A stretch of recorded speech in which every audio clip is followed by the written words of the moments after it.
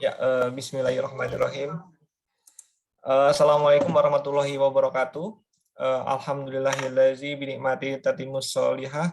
Segala puji hanya milik Allah Azza wa Jalla yang dengan segala nikmatnya segala kebaikan menjadi sempurna. Wassalatu wassalamu ala asrofil anbiya'i wal mursalin sayyidina Muhammadin wa ala alihi washabihi ajmain amma ba'du. Semoga sholawat serta keselamatan tercurahkan selalu kepada Nabi dan Rasul termulia kita, Nabi Muhammad Shallallahu Alaihi Wasallam, keluarga dan sahabat-sahabat beliau radhiyallahu anhumah. Sahabat biar Muslim dimanapun berada, malam ini untuk kajian online dan interaktif biar Muslim akan membahas tentang syarah hadis Arba'in yang insya Allah hadis yang ke-8 ya, kehormatan seorang Muslim, bersama Ustadz kita Ustadzuna Dr. MH Hasan Ayatullah LCMA. Hafizahullah Ta'ala. Kajian ini insya Allah akan seperti biasa akan dibagi dua sesi, yaitu sesi materi dan juga akan nanti dilanjutkan dengan sesi tanya jawab yang insya Allah akan kita akhiri di jam 21.15. Untuk pertanyaan interaktif bisa melalui klik raise hand atau juga dengan ketik di chat room. Baik, para sahabat, segera kita akan menghadirkan Ustazuna Dr. MH Hasan Ayatullah, Hafizahullah Ta'ala. Tafadhol maskuro, Ustaz. Bismillahirrahmanirrahim. Rabbil alamin, wa sallallahu wasallam wa barak ala abdihi wa rasulihi nabiyina Muhammad wa ala ya أيها الذين آمنوا يا أيها الناس اتقوا ربكم الذي خلقكم من نفس واحدة وخلق منها زوجها وبث منهما رجالا كثيرا ونساء واتقوا الله آمنوا اتقوا الله وقولوا قولا سديدا يصلح لكم أعمالكم ويغفر لكم ذنوبكم ومن يطع الله ورسوله فقد فاز فوزا عظيما أما بعد. Ikhwah sekalian, jamaah pengajian biar Muslim rahimana wa rahimakumullah. Alhamdulillah sampai saat ini kita masih bisa melanjutkan kajian kita sampai ke hadis ke-8. Semoga Allah Azza wa Jalla menjaga kekuatan kita agar bisa istiqamal itu dilihat dari bagian akhirnya. Seseorang yang semangat di awal kemudian menurun semangatnya sampai akhirnya tidak bisa menyelesaikan, ini tentu tidak sama dengan orang yang dari awal masih banyak kekurangan kemudian bisa memperbaiki bagian akhirnya.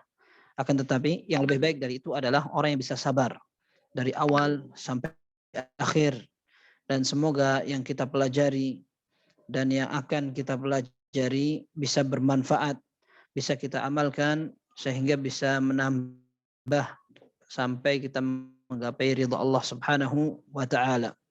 Hadis ke-8 ini merupakan tingkatan atau standar agar seseorang bisa terjaga kehormatannya, tidak ditumpahkan darahnya, dan dalam Islam dia bisa dianggap sebagai orang yang harus dijaga kedudukannya.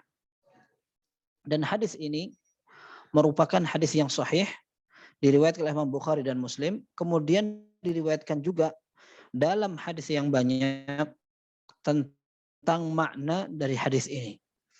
Sehingga hadis ini kuat sekali. Nah, kita baca hadis yang ke-8, Rasulullah sallallahu alaihi wasallam dari sahabat Abdullah bin Umar radhiyallahu anhuma, anna Rasulullah sallallahu alaihi wasallam qala, Rasulullah sallallahu alaihi wasallam bersabda, "Umirtu an uqatilan nas." Aku, kata Rasulullah sallallahu alaihi wasallam, diperintahkan oleh Allah Subhanahu wa taala untuk memerangi manusia. Hatta yashhadu an la ilaha illallah wa anna Muhammadar Rasulullah. Sampai mereka semua mempersaksikan bahwa tidak ada Tuhan yang berhak disembah kecuali Allah, dan Muhammad adalah utusan Allah Subhanahu wa taala. wa yuqimus shalah, dan juga agar mereka menunaikan salat, wa yu'tuz zakah, dan agar mereka menunaikan zakat. Fa idza fa'alu dzalik, apabila mereka sudah mengerjakan tiga hal ini, mempersaksikan dua kalimat syahadat, melaksanakan salat, menunaikan zakat, maka apabila mereka melaksanakan ini, asamu minni dima'ahum wa amwalahum, berarti mereka telah bisa menjaga kedudukan darah maupun harta mereka. Mereka tidak boleh diperangi. Illa bihaqqil Islam, kecuali dengan sesuatu yang dibenarkan di dalam Islam. Darah mereka boleh ditumpahkan, harta mereka boleh diambil, kalau seandainya dalam peraturan Islam memang itu dibolehkan. Wa hisabuhum 'ala Allah Ta'ala, dan nanti perhitungan semuanya secara detail dan secara keseluruhan diserahkan kepada Allah Subhanahu wa Ta'ala. Hadis ini diriwayatkan oleh Imam Bukhari dan Muslim, dan kita akan pelajari. Akan tapi Anda minta maaf, malam hari ini masih saja Anda belum bisa menuliskan beberapa poin-poin dalam PowerPoint ini karena masih dalam perjalanan. Akan tapi semoga Allah Azza wa Jalla memudahkan kita pula untuk mengingat-ingat. Ya. Hadis ini seperti kita sebutkan tadi, disebutkan oleh Imam Bukhari dan Muslim, dan diriwayatkan dari sahabat lain yang menguatkan bahwa hadis ini memiliki penekanan yang tidak hanya diriwayatkan satu orang. Kita kenal hadis yang diriwayatkan satu orang adalah hadis ahad. Sementara hadis apabila banyak yang meriwayatkan dari berbagai sahabat yang banyak, maka hadis itu menjadi hadis mutawatir. Hadis ini diriwayatkan oleh Abdullah bin Umar. Dalam Sahihain juga dari jalur Abu Hurairah radhiyallahu anhu, Rasulullah sallallahu alaihi wasallam menyatakan hal yang serupa. Umirtu aqatilan nas hatta yaqulu la ilaha illallah. Aku diperintahkan oleh Allah untuk memerangi orang-orang agar mereka mengucapkan la ilaha illallah. Berarti seseorang bisa menjaga kehormatan dan kedudukan harta maupun darahnya ketika mereka sudah mengucapkan. Kalau belum mengucapkan, maka keimanannya belum sempurna.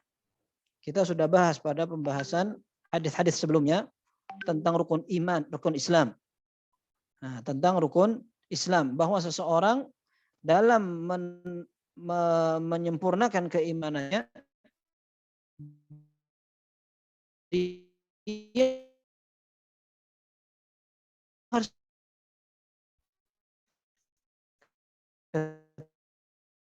ketika ada bukan itu, dia seperti orang munafik. Akan tapi sebaliknya, ketika ada orang berbicara dengan kekufuran, sekalipun hatinya sebenarnya sudah menerima keimanan, maka dia belum bisa dikatakan beriman. Contoh yang pernah kita sebutkan adalah Abu Talib. Abu Talib ketika Allah SAW benar, akan tetapi dia khawatir tentang celaan dan aib dari kaumnya, maka dia tetap mengatakan, ana ala millati Abdul Muttalib. Aku tetap bertahan untuk memeluk agama nenek moyang, yaitu Abdul Muttalib, sehingga dia tidak dikatakan beriman. Ya, sebagaimana pula Fir'aun. Fir'aun juga tahu bahwa Nabi Musa tahu dia berada dalam kebenaran, akan tetapi dia dengan kesombongan dan kegengsiannya tidak mau menerima itu.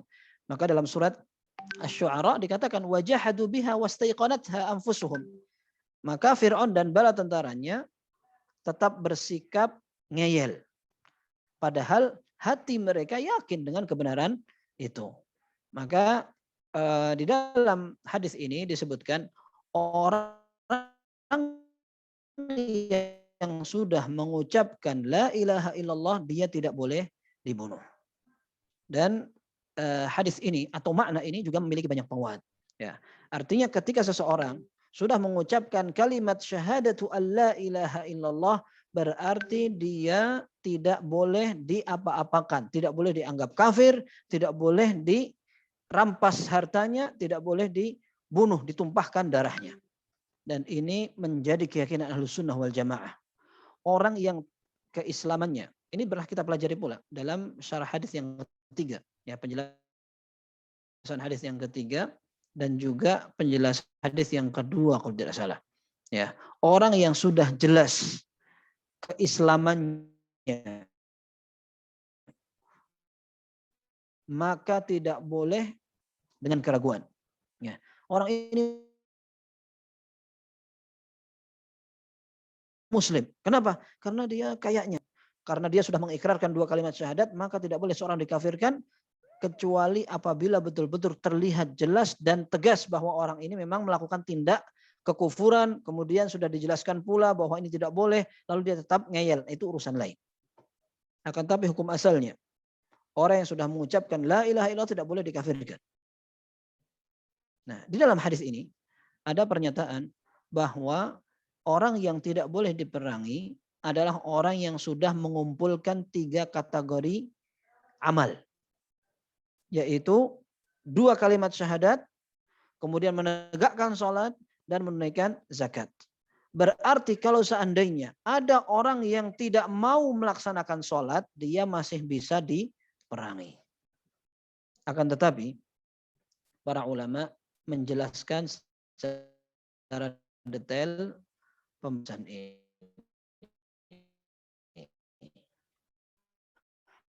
Mereka ketika seorang betul-betul baru awal dia diterima amal syahadatnya. Ketika dia mengikrarkan 2 kalimat syahadat, maka dia dibenarkan sekalipun dia belum sholat. Dia sudah dianggap sebagai orang yang Islam dan tidak boleh dibunuh. Ketika ada orang mengatakan la ilaha illallah Muhammadur Rasulullah, maka tidak boleh dibunuh. Sekalipun dia belum melaksanakan sholat. Karena dia baru masuk Islam. Ada sebuah kejadian yang dikisahkan oleh Usamah bin Zaid radhiyallahu anhuma. Hadis ini masyhur dalam Sahih Muslim. Beliau katakan, dan Usamah bin Zaid adalah seorang yang dicintai oleh Rasulullah sallallahu alaihi wasallam. Ayahnya Zaid bin Harithah juga orang yang dicintai oleh Rasulullah sallallahu alaihi wasallam. Maka Usamah bin Zaid sampai dikatakan hibbun Nabi sallallahu alaihi wasallam bintu hibbin Nabi, ibn hibbin Nabi sallallahu alaihi wasallam. Orang yang disukai Rasul SAW, anak orang yang juga disukai oleh Rasulullah SAW.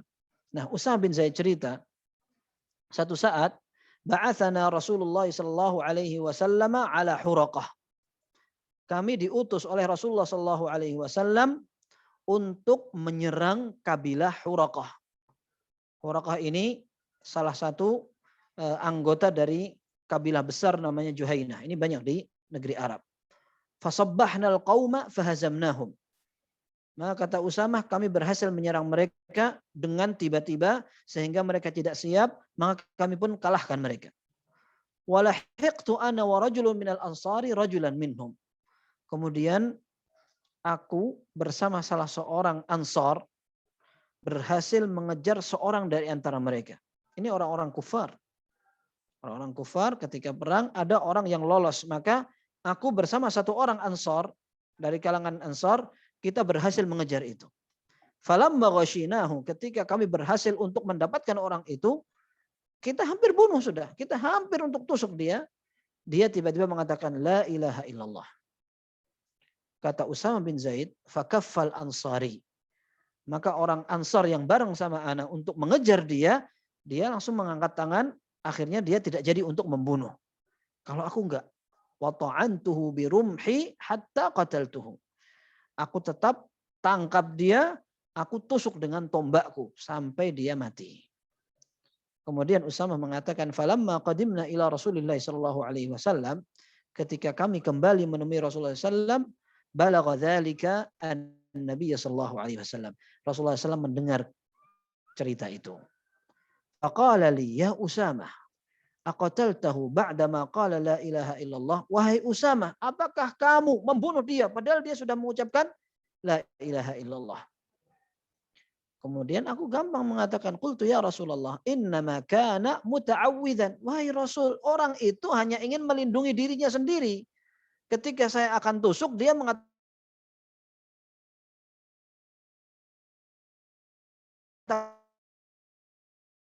la bunuh. Maka Rasulullah marah. Kenapa kamu bunuh dia. Sementara dia sudah mengikrarkan kalimat syahadat. Kenapa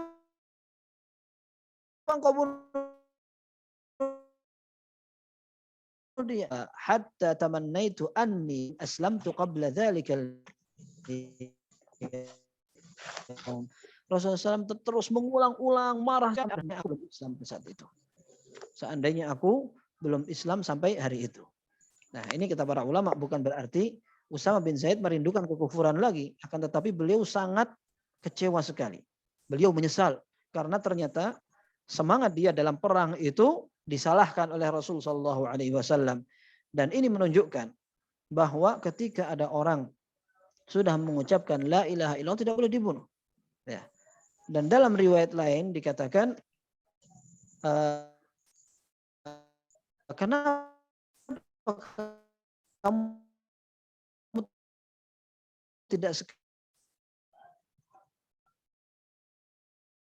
ini akhirnya dipaten itu. Nah, supaya dipaten. orang yang dia ini nak mau nesu toh Rasulullah kuwi mau.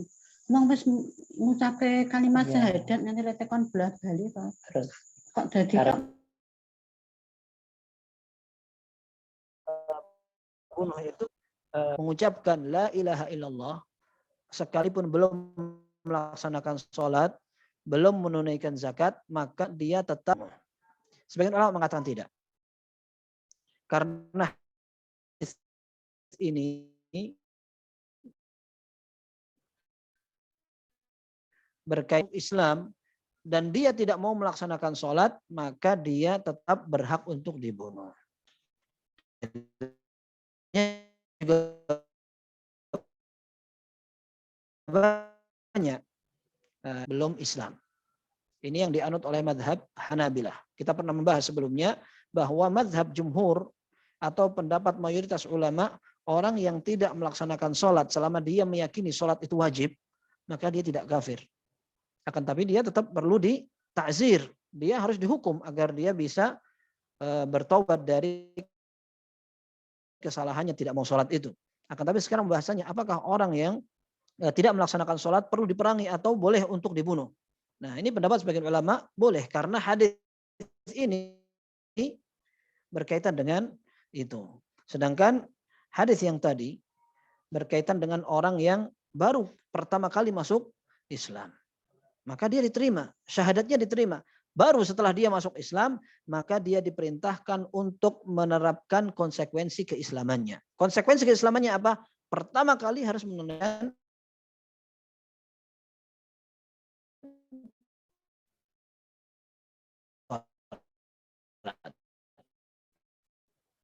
rahimahullah, orang mau masuk Islam akan tapi dengan syarat yang fasid.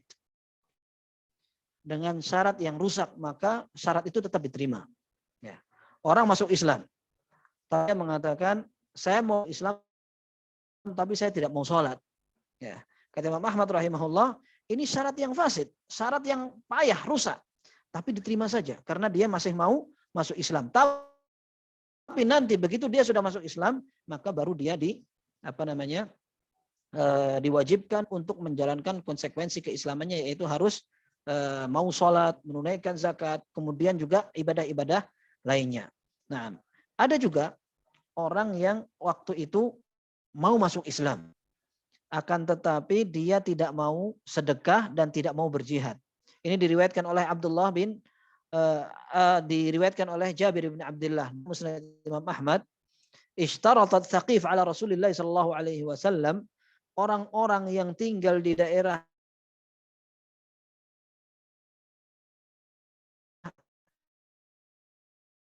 qabil kepada Rasulullah SAW. Kalau sudah masuk Islam, Allah sadaqata alaihim wala jihad. Mereka minta agar tidak diwajibkan untuk sedekah dan tidak diwajibkan untuk berjihad. Maka Rasulullah sallallahu alaihi wasallam menyatakan, qal saya tasaddaqun, biarkan mereka masuk Islam. Insya Allah mereka yang akan menunaikan sedekah. Mereka akan berjihad. Biar masuk Islam dulu. Setelah melihat kesempurnaan Islam, mereka akan melaksanakan itu. Nah, maka seperti yang kita sebutkan tadi, bahwa dalam mazhab Imam Ahmad rahimahullah, beliau katakan kalau seandainya ada orang yang masuk Islam dengan syarat yang rusak, ya, dia seandainya mau masuk Islam akan tapi tidak mau beramal. Saya masuk Islam tapi tidak mau sholat, maka dia diterima dulu. Ya, yasihul Islamu ala syartil fasid. Islamnya sah sekalipun dia bersyarat dengan syarat yang rusak. Akan tetapi setelah dia masuk Islam, yulzamu bi syara'i'il islami kulliha. Baru dia diwajibkan untuk mengerjakan semua syariat Islam. Ya, seperti itu. Nah, dan di dalam hadis ini secara umum Rasulullah Shallallahu Alaihi Wasallam menyatakan, umirtu an uqatilan nasa hatta yashhadu an la ilaha illallah. Aku diperintahkan oleh Allah untuk memerangi orang-orang agar mereka mengikrarkan, sampai mereka mengikrarkan dua kalimat syahadat. Dalam riwayat yang lain dengan hadis yang sahih diriwayatkan Imam Muslim dari sahabat Abu Malik Al-Ashja'i, Rasulullah Shallallahu Alaihi Wasallam menyatakan, man qala la ilaha illallah wa kafara bima yu'badu min dunillah haruma maluhu wa damuhu wa hisabuhu 'ala Allah. Barang siapa yang mengucapkan la ilaha illallah kemudian dia kufur terhadap setiap sesembahan selain Allah. Artinya dia dengan konsekuensi mengucapkan la ilaha illallah, dia siap untuk meninggalkan segala macam bentuk kesyirikan. Maka barulah hartanya, darahnya haram untuk ditumpahkan. Sementara perhitungan yang benar, perhitungan secara rinci diserahkan kepada Allah Subhanahu wa Ta'ala. Ini menunjukkan bahwa di antara konsekuensi seseorang yang mengikrarkan la ilaha illallah, dia harus menghilangkan segala pembatal keislaman. Yang paling besar di antara pembatal keislaman adalah berbuat syirik. Ya. Menyekutukan Allah, berdoa kepada selain Allah, nazar untuk selain Allah, menyembelih untuk selain Allah. Ini semua merupakan sesuatu yang bisa membatalkan keislaman. Tidak bisa bergabung antara mengesahkan Allah dengan kesyirikan. Tidak akan bisa digabungkan. Dan kita sudah bahas sebelumnya. La ilaha illallah itu dua rukun. Atau dua bagian. Yang satu la ilaha. Yang kedua illallah. La ilaha artinya tidak boleh kita memiliki keyakinan bahwa selain Allah masih benar. Ya. Ini seperti keyakinan orang kafir jahiliyah. Kemudian potongan berikutnya illallah. Illallah itu artinya hanya Allah saja Rabb yang berhak untuk disembah. Orang kafir jahiliyah dikatakan jahiliyah karena mereka masih tidak bisa meninggalkan sembahan lain. Padahal mereka tahu Allah Subhanahu wa Ta'ala yang berikan keselamatan. Dalam Al-Quran dikatakan, فَإِذَا رَكِبُوا فِي الْفُلْكِ دَعَوُا اللَّهَ مُخْلِصِينَ لَهُ الدِّينَ. Orang kafir itu, mereka apabila naik kapal, mulai mengarungi lautan, diantem ombak, seolah-olah mereka sudah akan hancur, mereka hanya beribadah, hanya minta berdoa kepada Allah Subhanahu wa Ta'ala. Nah, akan tetapi apabila mereka sudah ke daratan lagi dengan selamat, mereka kembali melakukan kesyirikan. Dan mereka terang-terangan membantah dakwah Rasul sallallahu alaihi wasallam dengan mengatakan, aja'alal alihata ilahan wahida. Apakah Rasulullah sallallahu alaihi wasallam akan menjadikan Tuhan yang banyak jadi satu? Itu yang mereka tidak bisa terima. Padahal mereka tahu bahwa Allah Subhanahu wa Ta'ala adalah ilah, Tuhan. Kemudian Allah yang bisa memberikan keselamatan. Mereka beruntung yang Ka'bah tidak akan diserang sama orang, akan diselamatkan oleh Allah. Mereka tahu itu. Tapi mereka tidak bisa meninggalkan ibadah kepada selain Allah. Berarti mereka memang betul-betul belum bertauhid. Belum bisa mensukseskan pengesaan kepada Allah. Nah, di sini dalam hadis ini orang yang akan terjaga darah, kehormatan dan juga harga dirinya adalah orang yang betul-betul bisa merealisasikan tauhidnya. Dalam hadis yang diriwayatkan oleh Abu Malik Al-Ashja'i tadi, man qala la ilaha illallah wa kafara bima yu'badu min dunillah. Dia mengikrarkan la ilaha illallah, dia juga harus kufur terhadap setiap yang disembah kepada selain Allah. Ya, tidak boleh menganggap semua Tuhan sama, semuanya bisa dilakukan ibadah dalam model apapun, yang penting tujuan kita sama. Nah, tidak boleh seperti itu. Wa may yabtaghi ghairal islami dinan fala yuqbala minhu. Orang yang mencari agama selain Islam tidak akan diterima oleh Allah Subhanahu wa taala. Nah, ini konsekuensinya. Kemudian pembahasan hadis ini juga berkaitan dengan apakah orang yang tidak mau sholat,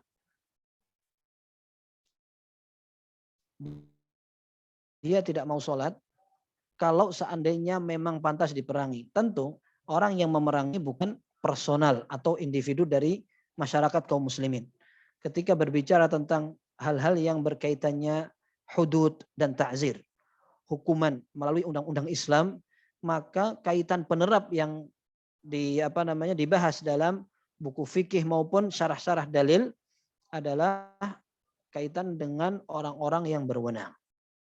Ketika ada qisas, potong tangan, kemudian penerapan takzir atau hukuman orang yang melakukan dosa, maka yang berhak untuk menerapkan adalah para pemerintah muslim. Kalau seandainya mereka terapkan, alhamdulillah, itu yang menjadi tanggung jawab. Kalau seandainya tidak, maka bukan wewenang rakyat masing-masing dari individu untuk mengambil alih. Selama mereka tidak menjadi orang yang berwenang, maka ini tidak pantas untuk diambil alih. Baik, pembahasan dalam memerangi orang yang tidak sholat.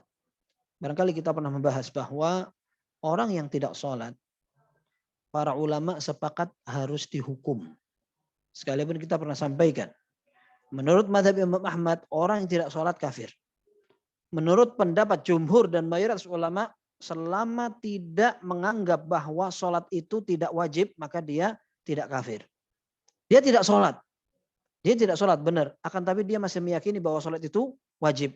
Maka dia tidak sampai kafir. Akan tetapi mereka semua sepakat harus dihukum orang yang tidak sholat. Dan yang menghukum adalah pemerintah muslim. Ketika pemerintah muslim menyaksikan ada bagian rakyatnya yang tidak sholat, maka mereka siap untuk menerapkan hukuman agar rakyatnya sholat semua. Ya, kecuali orang yang tidak Islam. Orang yang tidak Islam dibiarkan. Tapi akan ada jizyah. Ya. Akan ada jizyah atau upeti atau pajak atau denda yang diberikan kepada pemerintah kaum muslimin sebagai ganti mereka dibiarkan untuk beribadah sesuai dengan keyakinannya. Ini kalau negaranya menerapkan hukum Islam seperti itu. Tapi untuk orang Islam semuanya, kalau ternyata tidak mau sholat, dihukum. Mazhab yang paling ringan adalah mazhabnya Abu Hanifah. Mereka mengatakan bahwa orang yang tidak sholat karena malas, maka dia dipenjara sampai orang itu taubat kemudian masuk melaksanakan sholat. Dalam mazhab Syafi'i dan mazhab Maliki, orang yang tidak sholat boleh dibunuh. Tetapi dibunuh bukan karena dia kafir, akan tetapi karena ta'zir. Seperti orang yang pernah membunuh orang lain, maka dia bisa dilakukan qisas atau dibalas dibunuh. Nah, orang yang tidak sholat, dia bisa untuk dibunuh bukan karena kafir, akan tetapi karena dia pantas dihukum. Namanya ta'zir, dihukum oleh pemerintah. Nah, sementara dalam mazhab Hambali yang paling tegas, mereka mengatakan orang yang tidak sholat, dia boleh untuk dibunuh karena dia kafir. Beda antara orang yang yuqtalu kufran, dibunuh karena dia telah kafir, seperti orang murtad dalam Islam, man baddala dinahu faqtuluh. Orang yang murtad dari Islam, maka dia hukumannya dibunuh. Ya, itu dalam syariat Islam. Sementara orang yang tidak sholat, dia bukan yuqtalu kufran, tapi yuqtalu haddan. Dia dibunuh karena hukuman, kenapa dia tidak mau sholat. Nah, ini dalam mazhab yang 4, ketika mereka menyikapi orang yang tidak mau sholat. Baik, sekarang apakah sama orang yang tidak sholat ketika dia sendirian dengan orang yang dalam keadaan bergerombol, bersekongkol, sengaja tidak mau melaksanakan sholat? Kalau seandainya mereka berkelompok dengan jumlah yang besar dan kuat, tidak memiliki senjata misalkan, memiliki mana'ah, kekuatan, lalu mereka sepakat untuk tidak mau sholat. Maka para ulama membedakan antara menyikapi orang yang aja tidak mau sholat, sedangkan mereka sendiri, dengan orang yang tidak mau sholat jumlahnya besar. Para ulama mengatakan bolehnya seseorang menyerang sekelompok orang yang dengan sengaja sepakat untuk tidak mau sholat. Padahal mereka memiliki kekuatan. Para ulama mengatakan mereka boleh diserang. Ya. Karena dalilnya banyak sekali. Di antaranya firman Allah Subhanahu wa taala dalam surat At-Taubah ayat 5 dan ayat 11. Allah Subhanahu wa taala menyatakan fa in tabu wa aqamus salata wa atawuz zakata fakhallu sabilahum. Ayat namanya memerangi orang-orang kafir. Kemudian boleh seseorang atau seorang muslim mengadakan perjanjian dengan orang-orang non-muslim. Nah, maka seandainya ada orang kafir yang menunaikan janji mereka, menjalankan kesepakatan, maka tidak boleh diserang. Nah, sedangkan orang-orang yang muslim apabila mereka melaksanakan sholat, taubat, kemudian menunaikan zakat, Allah perintahkan fakhallu sabilahum, biarkan mereka. Biarkan mereka, artinya jangan diperangi. Dalam Al-Quran surat yang sama ayat 11 Allah menyatakan fa in tabu wa aqamus salata wa atawuz zakata fa ikhwanukum fid din. Apabila mereka bertaubat, kemudian mereka menunaikan salat dan juga membayar zakat, maka mereka adalah saudara seiman kalian.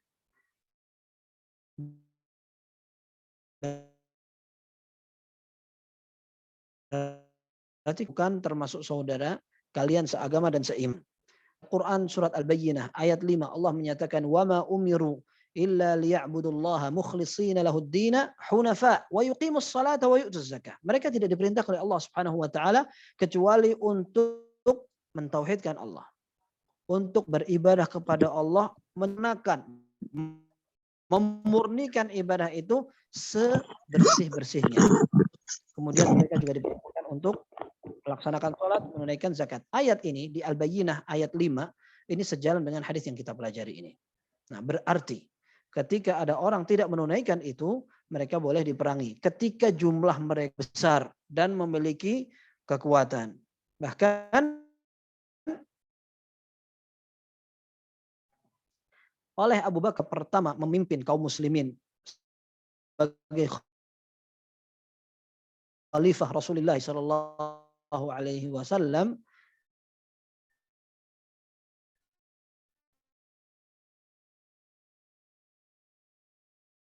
beliau ingin memerangi oleh Abdul alaihi wasallam la ilaha illallah wa anna Muhammad Rasulullah wa yuqimus shalah wa yutuz zakah. Bukankah Rasulullah SAW mengatakan aku hanya diperintahkan untuk memerangi orang sampai mereka mengucapkan la ilaha illallah dan menunaikan salat dan menunaikan zakat. Dalam riwayat itu tidak ada lafaz yuqimus shalah wa yutuz zakahnya. Nah, dalam lafaz yang disebutkan oleh Umar bin Khattab radhiyallahu anhu, bukankah Rasulullah sallallahu alaihi wasallam menyatakan aku diperintahkan oleh Allah untuk memerangi orang ditumpahkan illa bihaqqil Islam, kecuali dengan ketentuan yang ada dalam Islam. Bihaqqil Islam artinya adalah ketentuan yang dibolehkan dalam Islam agar darahnya di Allahi la uqatilanna man farraqa baina as-salati waz zakah. Demi Allah, aku akan orang yang memisahkan antara salat dan zakat. Fa inna zakata haqqul mal. Karena zakat itu merupakan haknya harta.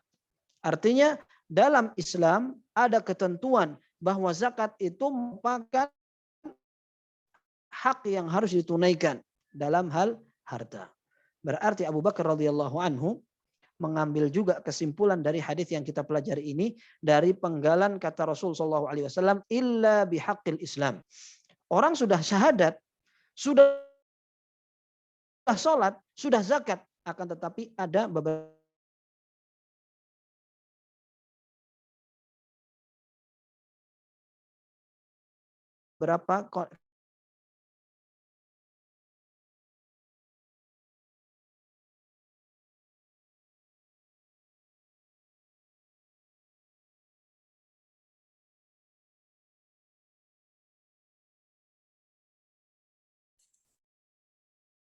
keadaan mereka tetap untuk selesaikan,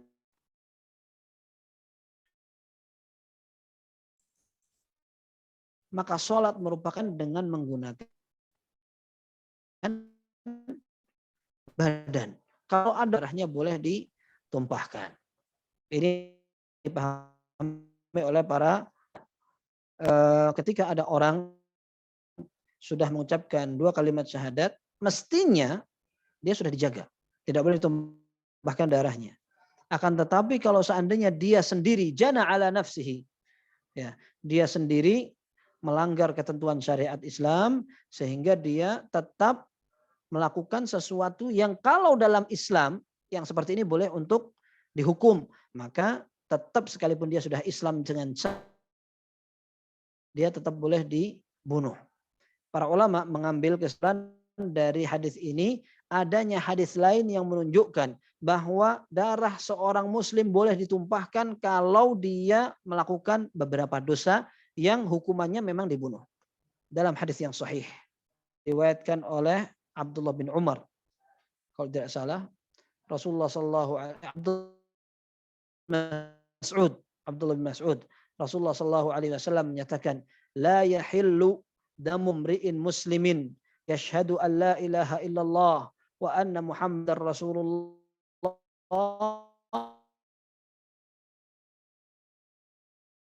illa darah seorang muslim yang sudah ikrarkan bahwa tidak ada Tuhan yang berhak disembah kecuali Allah dan Muhammad adalah utusan Allah. Tidak boleh darahnya ditumpahkan kecuali apabila dia melakukan salah satu dari 3 perbuatan. Yaitu yang pertama adalah as-sayyibuz zani. Seorang yang sudah pernah menikah kemudian dia berzina. Dalam sebuah riwayat dikatakan as-sayyibuz zani fayurjam atau az-zanil muhsan fayurjam. Orang yang sudah menikah kemudian dia tetap berzina, maka dia berhak untuk dihukum dengan rajam. Berarti kalau dirajam itu dibunuh. Dan cara pembunuhannya dengan dilempari batu. Batunya tidak boleh besar-besar.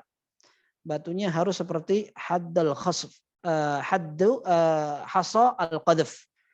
Kerikil yang biasa digunakan untuk melempar jumroh, kecil-kecil.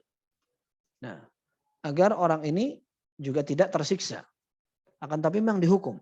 Dia dilempari dengan batu yang kecil, dengan kerikil yang kecil sampai mati. Ya. Ini adalah hukuman untuk orang yang berzina padahal dia sudah menikah. Na'udzubillah. Zina itu merupakan dosa besar yang luar biasa. Merusak hubungan keluarga, merusak nasab seseorang. Dan bahkan keji sekali. Semua agama, kata Az-Zahabi rahimahullah, semua agama menilai bahwa zina merupakan tindak kekejian. Dan bisa dinilai keji karena akal sehat. Tidak ada akal yang membenarkan perzinaan. Nah, maka dalam orang berzina padahal dia sudah menikah, maka dia boleh dibunuh dengan cara rajam. Siapa yang merajam? Kembali kepada wewenang penguasa muslim. Kalau penguasa muslim menerapkan, alhamdulillah itu yang diharapkan. Kalau seandainya tidak, maka tidak boleh. Kemudian wewenang itu disalahgunakan oleh rakyat secara individu. Kemudian kata Rasulullah yang tadi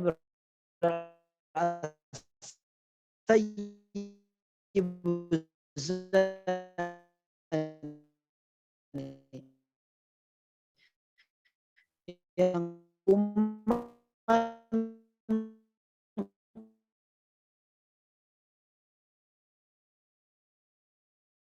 bunuh orang itu izinkan karena bahkan. Dan yang akhir adalah at-tariku lidinihi al-mufariqu lil jamaah. Orang yang meninggalkan agamanya alias murtad. Kemudian dia memisahkan diri dari jamaah kaum muslimin. Orang yang seperti ini boleh diperangi, boleh dibunuh. Dengan demikian para ulama mengatakan bahwa memerangi kelompok orang yang sama-sama sepakat tidak mau sholat dibolehkan dengan ketentuan dalil-dalil yang kita sebutkan tadi. Dalam Al-Quran disebutkan kalau mereka bertaubat, kemudian mereka menunaikan sholat, menunaikan zakat, maka mereka adalah saudara kalian seagama. Kemudian Allah juga mengatakan fakhallu sabilahum, biarkan mereka, jangan diperangi.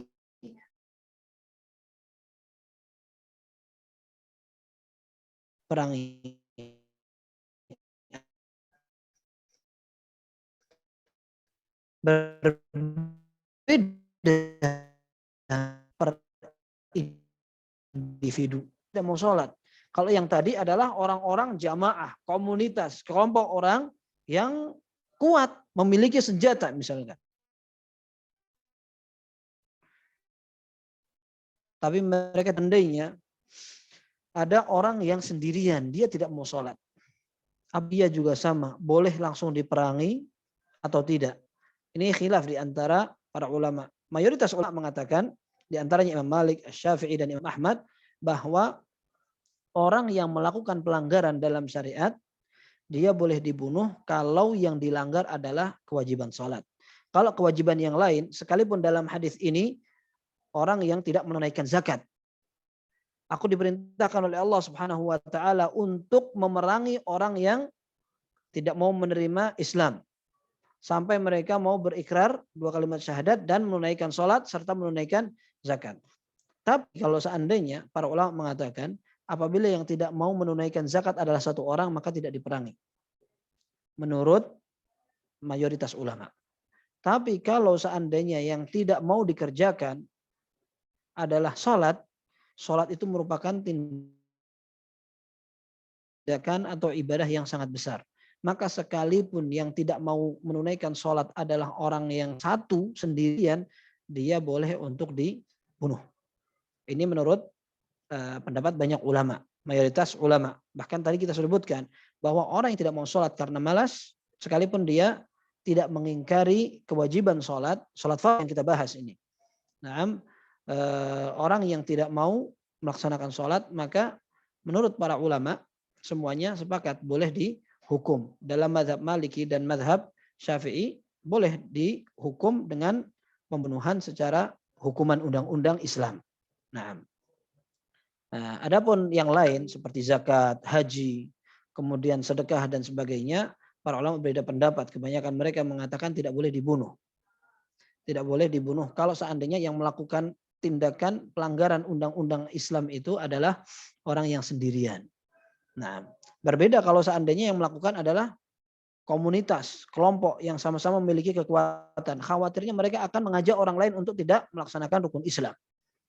Nah, maka contoh misalkan ibadah puasa. Kalau ada orang sengaja tidak mau melaksanakannya, maka dalam mazhab Malik dan Imam Ahmad rahimahullah, orang yang tidak mau puasa dengan sengaja dibunuh.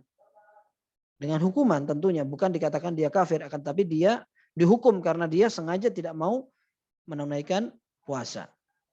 Tapi sebagian ulama lain seperti Imam Syafi'i dan Imam Ahmad rahimahullah dalam pendapat yang lain, orang yang tidak mau puasa tidak sampai dibunuh. Kalau seandainya dia sendirian, dia tidak boleh atau tidak sampai dihukum dengan dibunuh.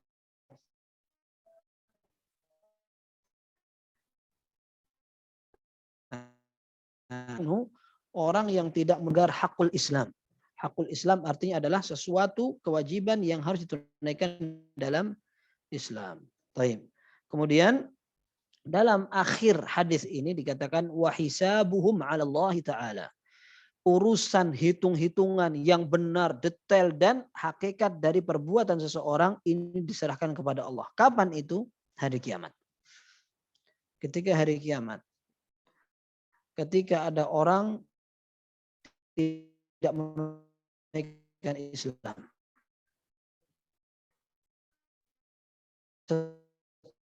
secara lahir dia Subhanahu wa taala sedetail-detailnya pada hari kiamat. Akan tetapi yang dipahami dari hadis ini berarti urusan dunia kita hanya bisa menilai secara lahir saja, tidak bisa menilai secara batin. Untuk urusan hati serahkan kepada Allah. Dan ini yang diterapkan oleh Umar bin Khattab radhiyallahu anhu. Ketika beliau memerintah menjadi khalifah, beliau naik mimbar. Kemudian mengatakan, kana an-nas yu'khadzuna ala amwalihim bima warada fil Qur'an. Dulu orang-orang dimintai pertanggungjawaban dengan Al-Qur'an. Artinya mereka akan dihukumi oleh Allah Subhanahu wa taala dan ditegaskan hukuman mereka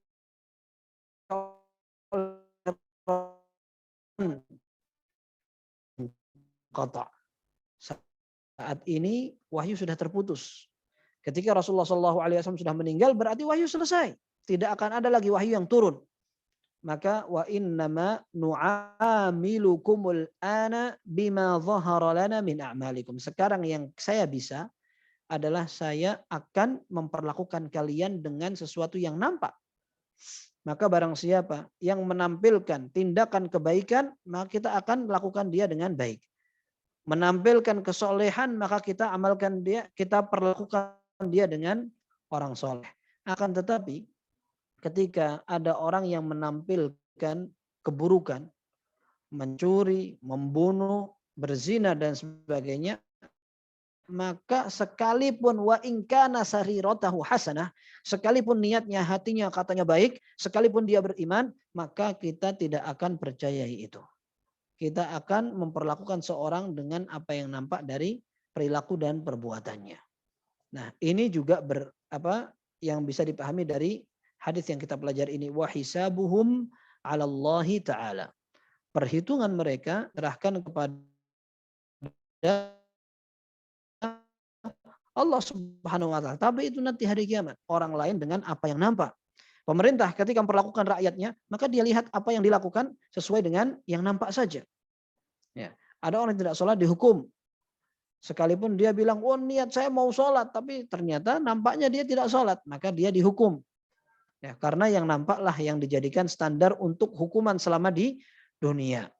Nah, maka dalam pembahasan yang disebutkan dalam hadis ini, orang yang menampakkan keislaman, maka dia tidak boleh dikatakan kafir. Sekalipun asalnya dia mungkin nifak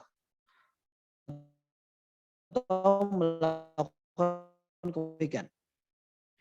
Yang ditampilkan memang keislaman, maka itu diserahkan kepada Allah Subhanahu wa taala. Dan ini juga sama diterapkan oleh Rasulullah SAW di hadapan orang-orang munafik. Rasulullah SAW tahu siapa orang-orang munafik di Madinah. Gembong-gembong munafikin, Abdullah bin Ubay bin Salul, Rasulullah tahu. Termasuk Rasulullah SAW sempat memberitahu sebagian sahabat bahwa di Madinah ada orang munafik. Yang diberitahu adalah sahabat Hudzaifah ibnul Yaman radhiyallahu anhuma. Hudzaifah bin Yaman dikenal dalam Islam sebagai sahibus sir, orang yang memiliki rahasia. Ya. Kenapa? Karena Rasulullah SAW memberitahu beliau nama-nama orang munafik. Kemudian ada beberapa yang memang disembunyikan oleh Rasulullah SAW. Maka Umar bin Khattab radhiyallahu anhu sempat bertanya kepada Hudzaifah, apakah aku termasuk orang munafik? Ya. Karena tahu, Umar bin Khattab tahu, Hudzaifah memiliki rahasia nama-nama orang munafik. Apakah aku termasuk disebutkan dalam rangkaian atau kumpulan orang-orang munafik itu? Ya. Nah, orang yang menampilkan keislaman, maka dia tetap tidak boleh diperangi sekalipun alasan dia sebenarnya adalah kemunafikan. Dia tetap kufur akan tapi menampilkan keislaman. Maka orang seperti ini sama saja. Tidak boleh diperangi. Ya. Rasulullah SAW tahu Abdullah bin Ubay bin Salul itu gembong munafikin. Akan tetapi beliau tidak pernah menghukum orang munafik. Ketika perang Tabuk, 3 orang sahabat Nabi dengan terang-terangan mengatakan, ya Rasul, kami tidak punya uzur, kami tidak punya alasan lagi. Kami memang tidak bisa atau kebetulan tidak ikut perang Tabuk. Kami tidak punya alasan. Harta ada, semangat ada, akan tapi kami waktu itu tidak ikut perang Tabuk.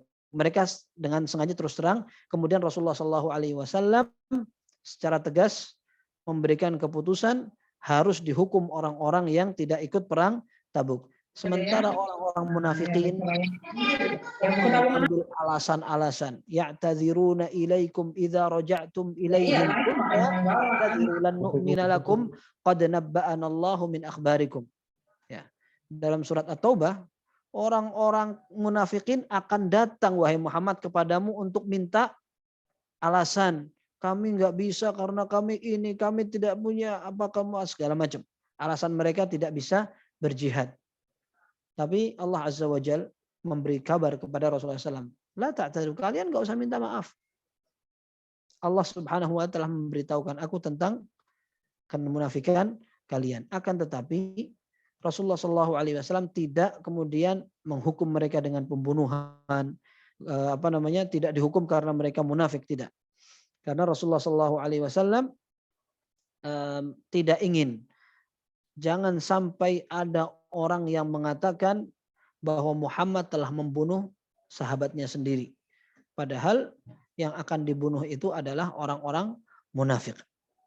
Ya, jadi kalau ada orang yang menampilkan bahwa dia orang Islam, maka sudah semestinya menghukumi seseorang secara lahir, tidak mengorek-orek hatinya. Ini pernah terjadi hampir sama dengan Usamah bin Zaid radhiyallahu anhuma, terjadi pada Khalid bin Walid. Dalam Sahih Bukhari dan Muslim, Khalid bin Walid radhiyallahu anhu minta agar diizinkan oleh Rasul sallallahu alaihi wasallam fi qatli rajulin, untuk membunuh seseorang. Khalid bin Walid mungkin ada alasan lain dia sehingga pengen membunuh orang itu, tapi minta izin, pamit ke Rasulullah SAW, saya pengen bunuh itu. Maka Rasulullah SAW melarang. Beliau mengatakan, la'allahu an yakuna yusalli. Jangan kamu bunuh, siapa tahu dia sholat. Jangan kamu bunuh orang itu, siapa tahu dia sholat. Kalau dia sholat berarti dia Islam, jangan kamu bunuh. Gitu. Maka Khalid bin Walid membantah. Dia mengatakan, wa kam mim musallin yaqulu bilisanihi ma laysa fi qalbihi. Betapa banyak orang yang tetap sholat, kemudian dia berbicara dengan mulutnya, tapi hatinya tidak sama dengan apa yang dia katakan dalam lidahnya. Maka Rasulullah SAW mengatakan, inni lam umar an unaqqiba an qulubin nas. Aku tidak diperintahkan oleh Allah untuk mengorek-orek hati orang. Artinya Rasulullah SAW pun juga sama, menilai dari secara lahirnya orang. Kalau ada orang yang sholat berarti dia Islam, jangan diperangi. Maka dalam sebuah hadis yang sahih, Rasulullah SAW menyebutkan dalam riwayat Sahih Muslim dari sahabat atau sahabiyah Ummu Salamah radhiyallahu anha, Rasulullah SAW menceritakan tentang generasi yang akan datang. Yusta'malu alaikum umara. Nanti kalian akan mendapati beberapa pemimpin, beberapa penguasa yang mereka banyak melakukan kemaksiatan. Fata'rifuna wa tunkirun. Kalian tahu itu kemungkaran, itu kemaksiatan. Tapi kalian pun tetap bisa mengingkari itu. Hanya kemampuan orang dalam mengingkari beda-beda. Maka kata Rasulullah SAW, faman ankara faqad bari, wa man kariha faqad salim. Orang yang mengingkari mereka berarti dia telah menyelamatkan tugasnya. Dia sudah selesai dari tugasnya. Ana sudah tegur. Ada seorang penguasa melakukan kemaksiatan, saya tegur. Maka setelah dia tegur, mau nurut apa tidak, yang penting dia sudah lepas tanggung jawab. Wa man kariha faqad salim. Orang yang tidak bisa menegur, tapi dia hanya bisa membenci, maka dia juga selamat. Walakin man radhiya wa taba'. Orang yang dicela adalah orang yang mengikuti dan memperturutkan kehendak pemimpinnya pada saat mereka meminta untuk melakukan kemaksiatan. Walakin man radhiya wa taba, akan tetapi yang akan mendapat dosa adalah orang yang ridho dengan kemungkaran yang dilakukan pemimpinnya dan mengikuti kemungkaran itu. Ya, itu yang baru akan dimintai oleh Allah Subhanahu wa taala hukuman seperti itu. Kemudian para sahabat mengatakan, "Ya Rasulullah, ala nuqatiluhum?" Kalau kita dapat seorang amir, seorang penguasa kok sifatnya seperti itu, banyak kemungkarannya. Dan engkau sendiri sudah puji orang yang mengingkari. Kenapa kita tidak memerangi mereka? Kata Rasulullah SAW, la ma sallu. Enggak, jangan kalian perangi selama mereka masih melaksanakan sholat. Berarti ini menunjukkan ketika ada seorang pemimpin, pemerintah, sekalipun banyak kekurangannya, selama mereka masih melaksanakan sholat, maka tidak bisa dikafirkan. Oh, kafir itu. Kenapa? Kebijakannya banyak berseberangan dengan syariat. Nah, para ulama mengatakan tidak gampang mengkafirkan orang lain. Selama entah itu pemimpin atau rakyat masih melaksanakan sholat, maka dia tidak boleh dikafirkan. Seperti itu. Taib. Terakhir, poin yang berkaitan dengan hadis ini. Seolah-olah hadis ini mengesankan Islam itu kejam. Yang tidak mau masuk Islam diperangi. Yang tidak mau sholat diperangi. Apakah ya seperti itu Islam? Berarti orang semua dipaksa. Dan Islam adalah agama pedang, agama keras dan kasar. Ini adalah syubhat yang disebar-sebarkan oleh para orientalis. Mereka ingin agar sum'ah atau nama Islam tercemar, agar orang-orang tidak masuk Islam. Padahal dalam sejarah dan secara dalil tidak seperti itu. Islam tidak menganjurkan pemaksaan agar orang lain memeluk Islam. Dalilnya antum sudah hafal dan sering dengar. La ikraha fid din. Tidak ada paksaan dalam memeluk agama ini. Dalam Al-Quran, di ayat yang lain, Allah Subhanahu wa ta'ala menyatakan, walau sya'a rabbuka la amana man fil ardi kulluhum jami'a. Kalau Allah berkehendak, semua orang yang atas di bumi ini semuanya Islam. Nggak usah ada jihad, nggak usah ada dakwah. Semua Islam sendiri. Kalau Allah mau bisa. Kalau Allah mau itu bisa. Afa anta tukrihun nasa hatta yakunu mu'minin. Apakah kamu Muhammad mau memaksa orang untuk masuk Islam supaya mereka semua beriman? Tidak. Allah sudah tentukan siapa yang beriman, siapa tidak beriman. Maka tidak perlu engkau paksakan mereka. Dalam surat Al-Ghasyiyah yang sering kita dengar di hari Jumat. Ya. Innama anta mudzakkir lasta alaihim bimusaytir. Ya. Kamu wahai Muhammad hanya bertugas memberikan peringatan saja. Tapi kamu tidak paksa mereka. Kamu tidak ada kewajiban untuk memaksa mereka masuk Islam. Ya. Dan sejarah juga mengatakan seperti itu. Islam yang ditindas. Awal Rasulullah SAW berdakwah ditindas, para sahabatnya disiksa dengan siksaan yang luar biasa. Ada yang tindis batu, ada yang sampai besi panas yang menganga itu dimasukkan ke dalam atau diselomotkan istilahnya, disengatkan ke kulitnya seorang sahabat. Di antaranya Khabbab bin Al-Arat radhiyallahu anhu. Disengat dengan besi yang menyala dengan baranya. Sampai akhirnya kulitnya melepuh. Ya. Kemudian Rasulullah SAW dirampas semua hartanya, semua pengikutnya yang masuk Islam, kalau mau berangkat menuju kota Madinah, maka tidak boleh membawa harta-hartanya. Dirampas mereka semua. Sampai akhirnya Rasulullah SAW memulai komunitas Islam di kota Madinah. Baru dalam kesekian kalinya disyariatkanlah perang atau jihad. Setelah Rasulullah SAW digilas dakwah 13 tahun di Mekah, kemudian baru pindah ke kota Madinah, baru saat itu Rasulullah SAW mendapat perintah untuk berjihad. Perang pertama yang dilakukan adalah perang Badar. Ya. Perang Badar, perang yang besar. Akhirnya Allah Subhanahu Wa Taala menuliskan kemenangan untuk kaum muslimin. Itu setelah Rasulullah SAW diusir, Rasulullah SAW sampai dirampas semua hartanya yang beliau miliki dan juga pengikut-pengikutnya.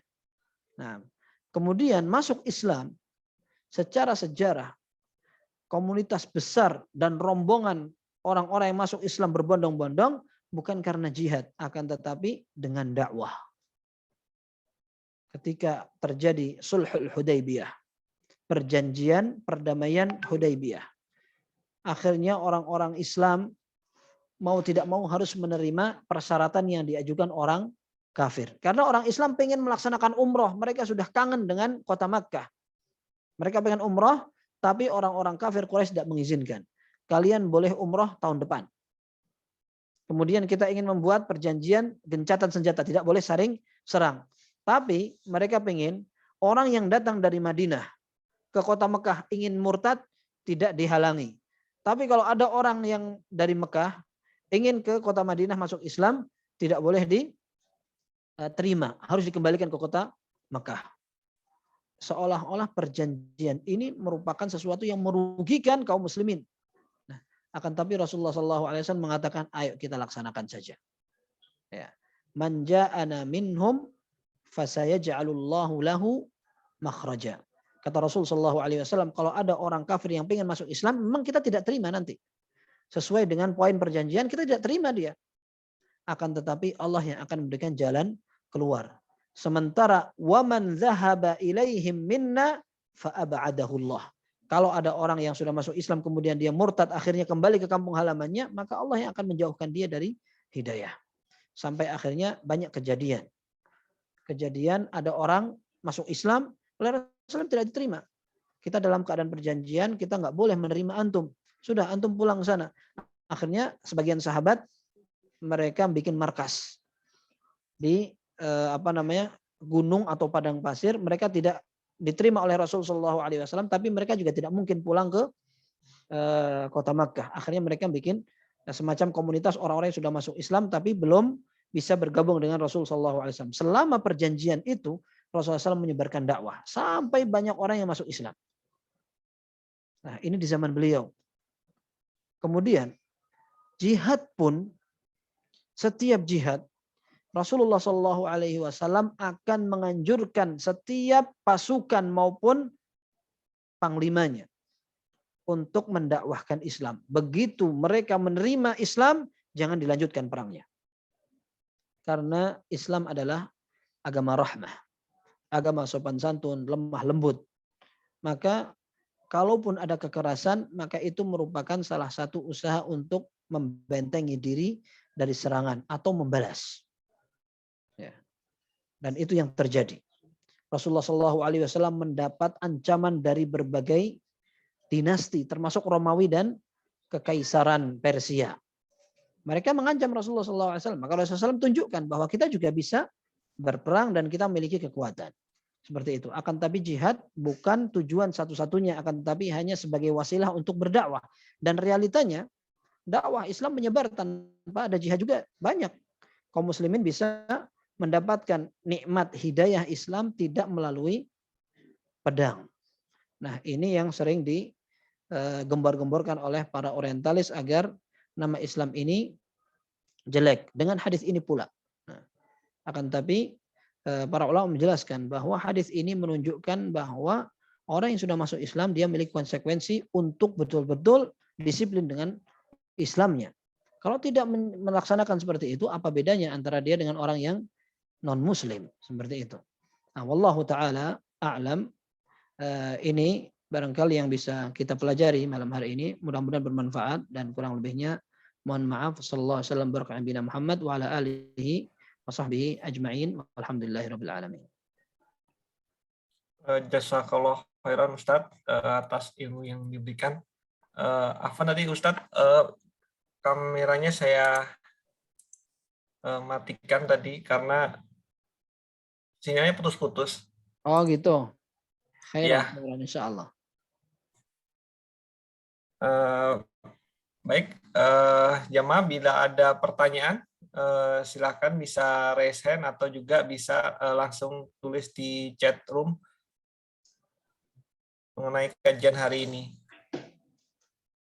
Untuk yang ada di chat room sudah ada beberapa pertanyaan. Ini saya lihat Ustadz, saya bacakan yang ada di chat dulu sambil menunggu jika ada yang bertanya gitu ya Ustadz ya.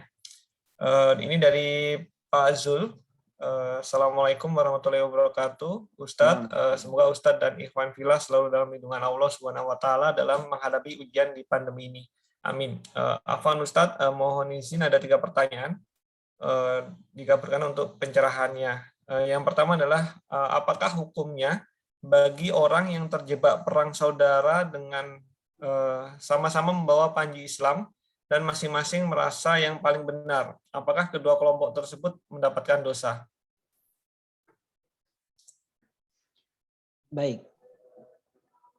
Dalam kondisi fitnah, dalam kondisi kita tidak tahu mana yang benar dan mana yang salah.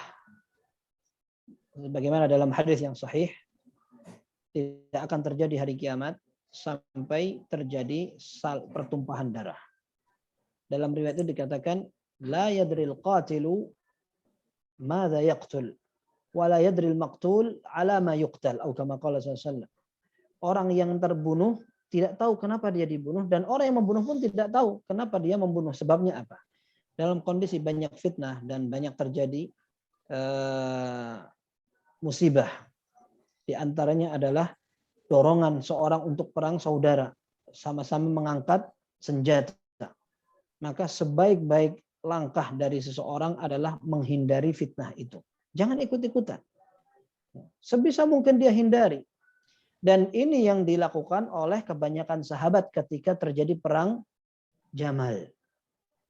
Ketika perang Jamal antara pasukan Muawiyah dengan pasukan Ali bin Abi Thalib radhiyallahu anhum ajma'in. Banyak para sahabat yang tidak ikut perang dan menghalangi keluarganya untuk ikut. Jangan ikut-ikutan, kita di sini saja. Ini fitnah. Ya. Maka yang disyariatkan adalah agar masing-masing menghindarkan diri karena dia tidak tahu. Ya. Mana yang benar sekarang? Kenapa kok sama-sama membawa Islam? Kenapa kok saling serang? Ya. Maka langkah yang tepat adalah menghindarkan sebisa mungkin dari medan itu. Nah, adapun para sahabat yang ikut itu tidak bisa kita samakan dengan kita. Para ulama mengatakan bahwa semua sahabat itu udul. Mereka adalah orang-orang yang mujtahid, orang yang ilmunya tinggi, dalam, sehingga mereka sudah sampai kepada derajat ijtihad. Artinya, ketika mereka sudah sampai kepada derajat ijtihad, maka apabila salah mereka tetap mendapatkan pahala. Adapun mereka benar, mereka akan mendapatkan 2 pahala. Ya, idza al-hakimu fa akhta'a falahu ajr wa idza ijtahada fa asaba falahu ajran. Orang yang berijtihad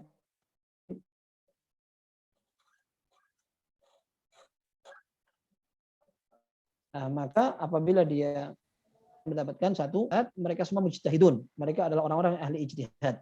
Maka mereka berada pada 2 kondisi. Kalau tidak dapat 1 pahala, mereka dapat 2 pahala. Tapi kalau kita tidak, karena kita tidak sampai kepada derajat ijtihad. Nah, para sahabat yang ikut bertempur, mereka pun memiliki alasan kenapa mereka harus berang. Sebagian mengatakan bahwa yang benar itu di pasukan Ali.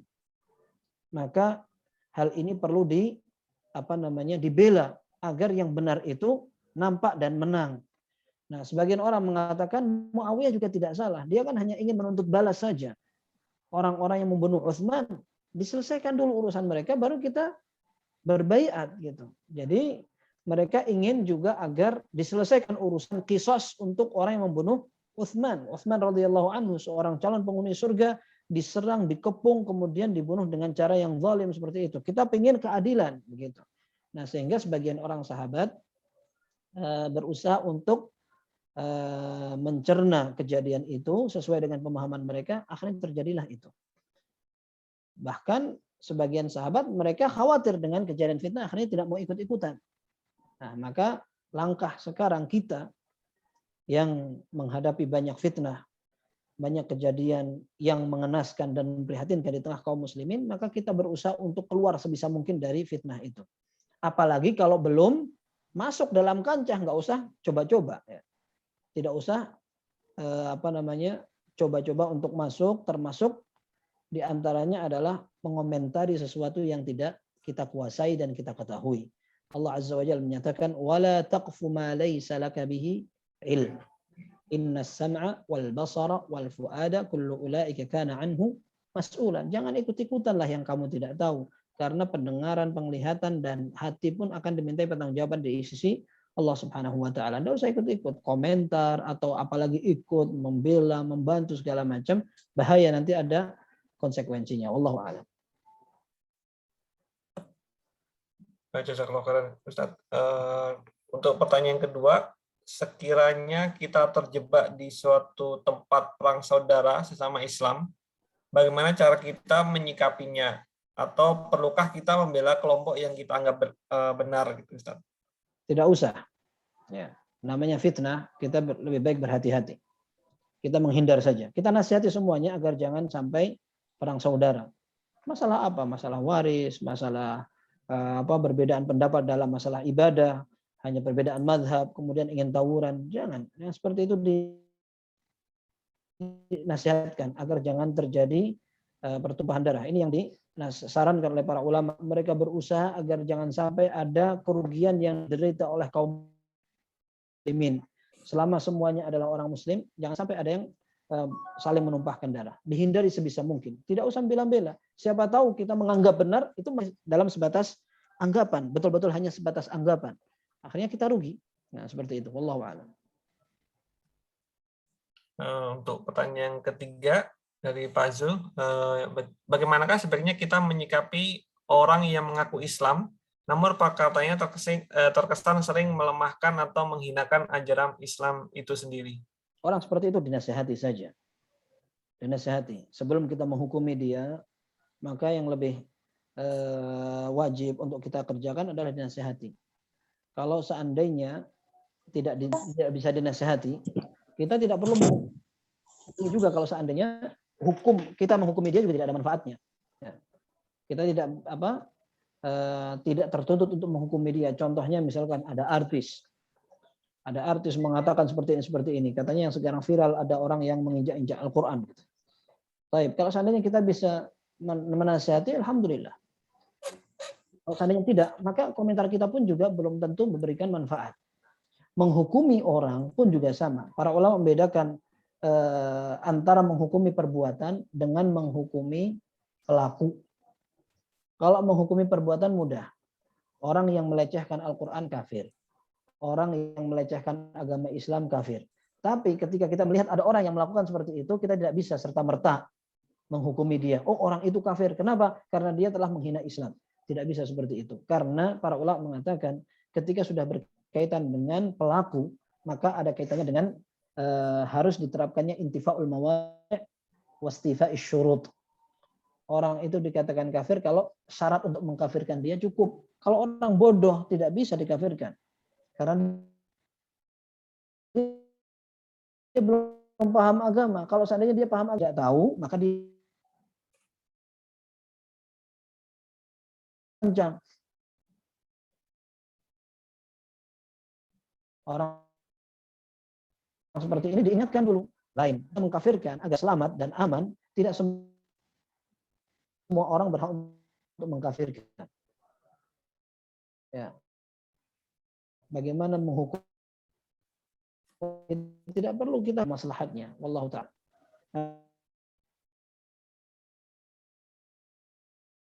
Tidak perlu hukum seorang. Seperti Allah.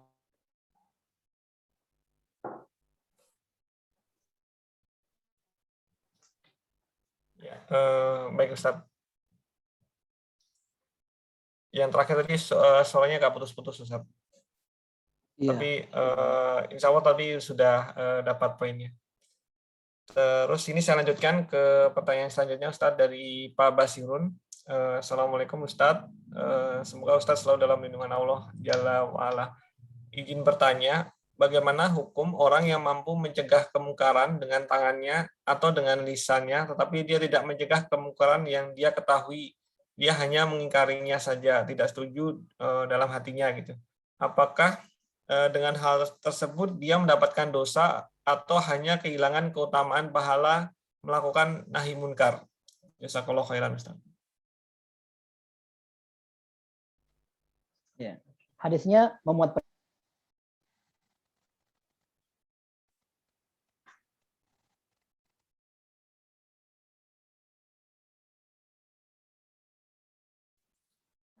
Terus Ustaz? hadisnya memuat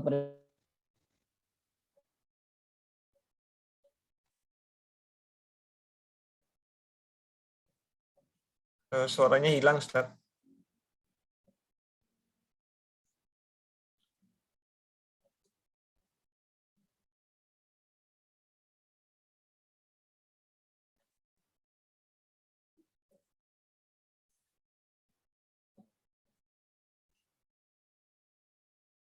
Ustaz Ayat.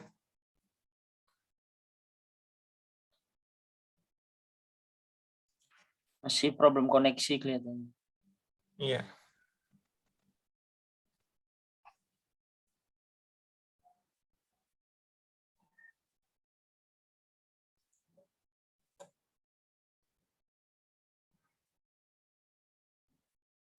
Assalamualaikum. Waalaikumsalam. Afwan. Ya. Iya. Tafadhal Ustaz. Iya. Hadisnya perintah.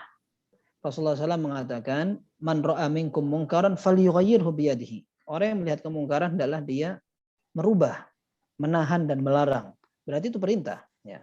Perintah dengan menggunakan kemampuan tangannya. Kalau tidak bisa baru falyughayyirhu fa in lam yastati' fa bilisanihi. Kalau tidak bisa baru dengan mulutnya. Kalau tidak bisa fa biqalbihi wa dzalika adhaful iman. Dan itu merupakan kerendahan atau iman yang paling lemah. Ya. Maka ini karena perintah, selama orang mampu maka dia sampaikan. Kalau seandainya tidak mau dia, nah berarti dia dosa. Akan tetapi kalau memang dia mampu, kemudian dia tidak mampu, dia tidak mau. Nah, berbeda kalau memang orang tidak mampu. Ya. Orang tidak mampu maka dia tidak berdosa. Dan berpindahnya dia kepada pengingkaran yang paling lemah itu merupakan gambaran bahwa yang dia lakukan itu adalah iman yang paling lemah, tapi dia tidak berdosa karena dia tidak mampu. Ya, bahkan ketika orang melakukan nahyu mungkar, dia perlu mempertimbangkan apakah nahyu mungkar itu ada maslahatnya, dalam artian madaratnya tidak lebih besar. Kata Syekhul Islam Taimiyah rahimahullah, beliau mengatakan ketika ada orang yang mengingkari kemungkaran, ternyata kemungkaran itu malah justru lebih besar setelah dia ingkari, maka tidak boleh. Ya. Syekhul Islam memberikan contoh ketika ada orang mabuk. Diingkari mabuknya. Kalau seandainya dia tidak mabuk, dia akan membunuh kaum muslimin. Maka jangan diingkari, biarkan dia mabuk. Maka ini ada fikihnya. Seorang ketika akan nahyul mungkar, dia betul-betul harus paham apa yang dia akan lakukan. Seperti itu. Maka wallahu a'lam, orang yang betul-betul mampu, tapi dia tidak mau saja, itu yang mungkin akan mendapatkan dosa. Wallahu a'lam. Akan tapi kalau seandainya dia tidak mampu, sehingga dia berpindah kepada yang dia mampu, yaitu yang paling lemah, maka tidak apa-apa, insya Allah. Akan tapi memang dia tidak mendapatkan keistimewaan kalau seandainya dia mampu dan mau. Wallahu a'lam. Baik Ustaz. Ini pertanyaan selanjutnya dari Ibu Sri Umiyasih. Bismillah, Afwan Ustadz izin bertanya, ketika kita sedang membaca ayat sajadah, apa betul kita disunahkan membaca subhanallah walhamdulillah wala ilaha illallah wallahu akbar sebanyak 3 kali, kecuali jika bila sedang sholat kita melakukan sujud tilawah. Jazakallahu khairan. Kelihatannya ini di luar topik, tapi mungkin silakan Ustaz. Baik. Wallahu alam, ana pernah mendengar itu. Tapi ana belum pastikan. Ana pernah mendengar bahwa sekalipun ada perintah, maka itu lemah. Tapi wallahu alam setahu ana malah tidak ada perintahnya seperti itu. Yang ada adalah anjuran untuk sujud. Rasulullah SAW menyatakan, "Idza qara'a ibnu Adam as-sajdata fasajad, i'tazala asyaitanu yabki." Dalam Sahih Muslim dikatakan seperti itu. Apabila seorang manusia membaca ayat yang ada sajdahnya kemudian dia sujud, maka setan akan lari dan menangis. Mengatakan, "Ya wailah, umira ibnu Adam bis sujudi fasajada falahul jannah wa umirtu bis sujudi fa abaitu falyan nar." Alangkah celakanya aku. Manusia disuruh sujud, sujud. maka dia masuk surga. Aku disuruh sujud, aku tidak mau sujud, maka aku mendapatkan neraka. Ini umum untuk di dalam sholat maupun di luar sholat. Bahkan ada beberapa kejadian Rasulullah SAW sedang tidak sholat, membaca surat An-Najm. Wasajada ma'ahul muslimuna wal musyrikun. Kemudian didengarkan oleh banyak orang sampai akhirnya ketika Rasulullah SAW sujud, maka orang yang mendengarkan terlena sampai ikut sujud semua. Orang muslim dan orang musyrik. Dalam riwayat Bukhari dikatakan bahwa Abdullah bin Umar sujud dalam keadaan tidak berwudu. Ini menunjukkan bahwa sekalipun tidak dalam keadaan sholat, yang disyariatkan adalah sujud tilawah. Kalau dia tidak mampu karena dia capek, maka tidak apa-apa. Tapi kalau mengganti, kalau seandainya dalilnya tidak kuat, wallahu a'lam, tidak disyariatkan. Wallahu a'lam. Jazakallahu khairan Ustaz.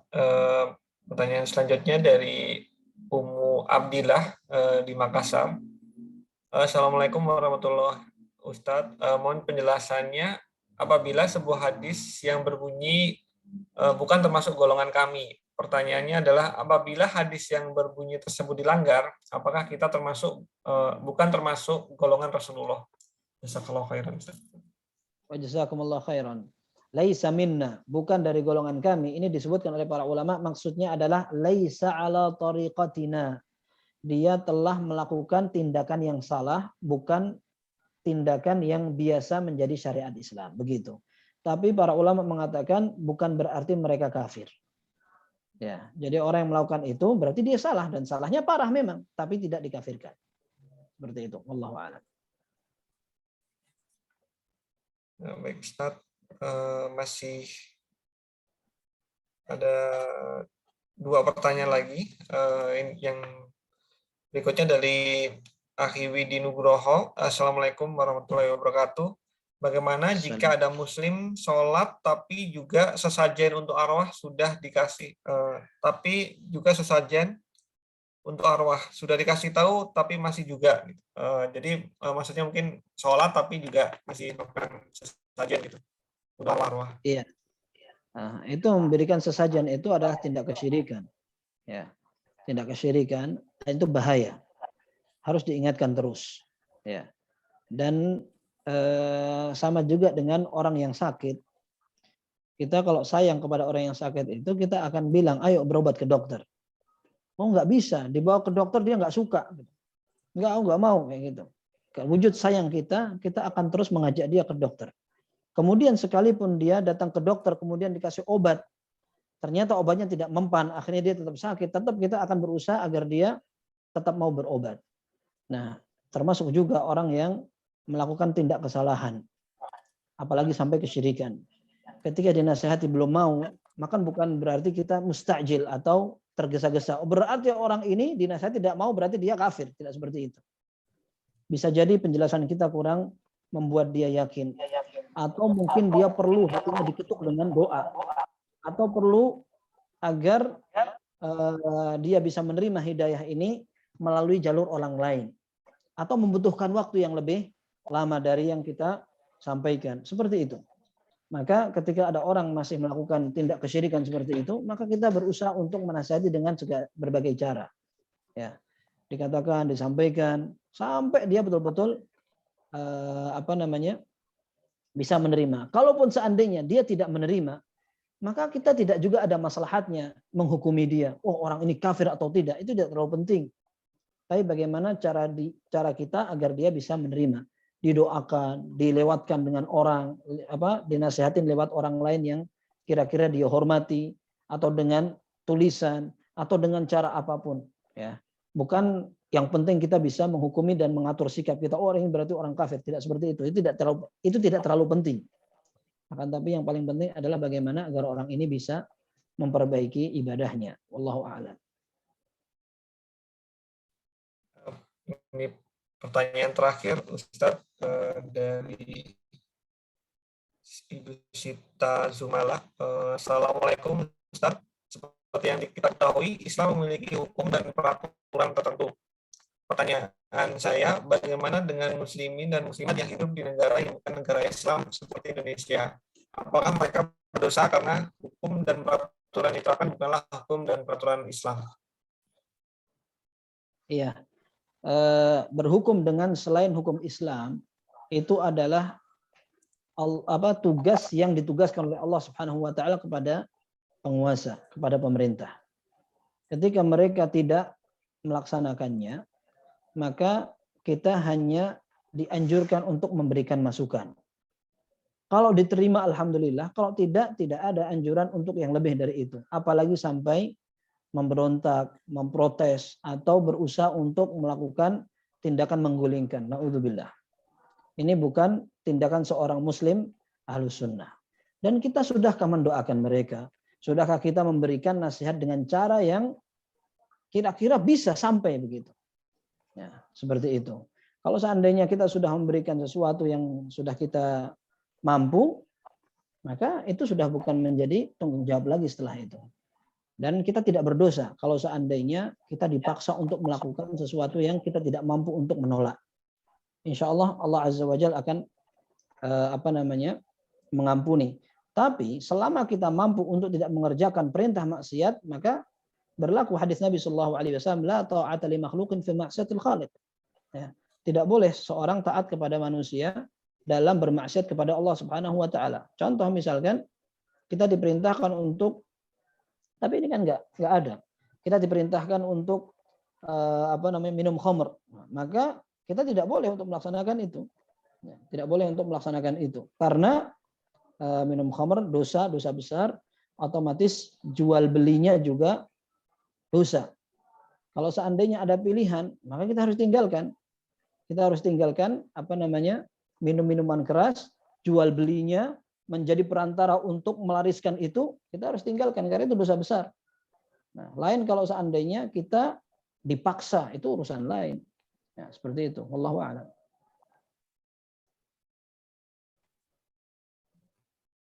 Ustaz.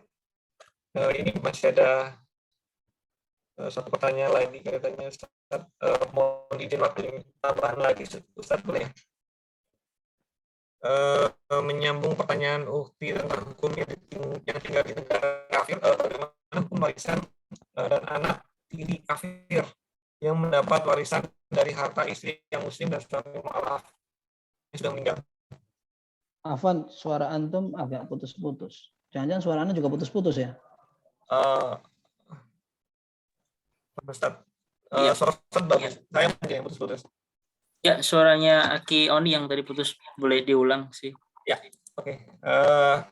Menyambung pertanyaan Ukti tentang hukum yang tinggal di negara kafir, bagaimana hukum warisan dan anak tiri kafir yang mendapat warisan dari harta istri yang muslim dan suami mu'alaf yang sudah meninggal?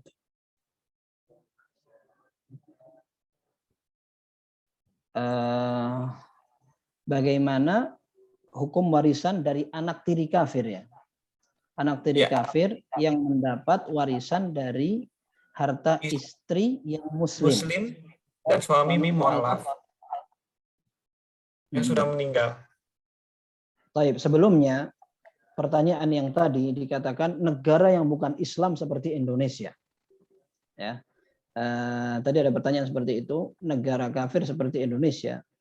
Kita katakan memang negara Indonesia tidak menerapkan secara tegas Al-Quran dan hadis.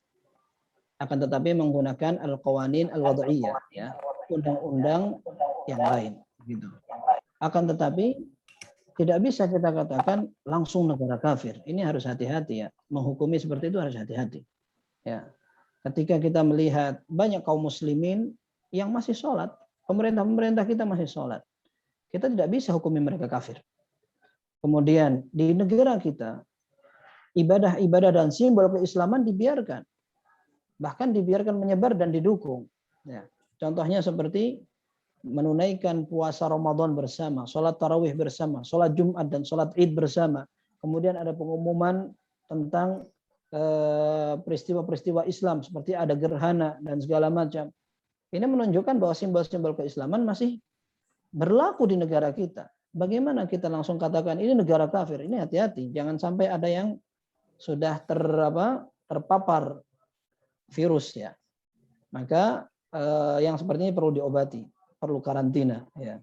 Nah, sehingga jangan gampang kita menghukumi orang-orang di negara kita sudah kafir atau segalanya. Memang ada kekurangannya dan memang orang yang tidak melaksanakan hukum yang diturunkan Allah Azza wa Jalla keliru. Akan tapi maksudnya adalah jangan sampai kita dengan mudah-mudah untuk langsung mengatakan kafir dan segala macam. Baik, kemudian pertanyaan tadi masalah mewarisi, la yarithul muslimul kafir walal kafirul muslim. Dalam hadis dikatakan orang Islam tidak berhak mewarisi orang kafir dan orang kafir tidak bisa mewarisi orang Islam. Itu hukum asalnya.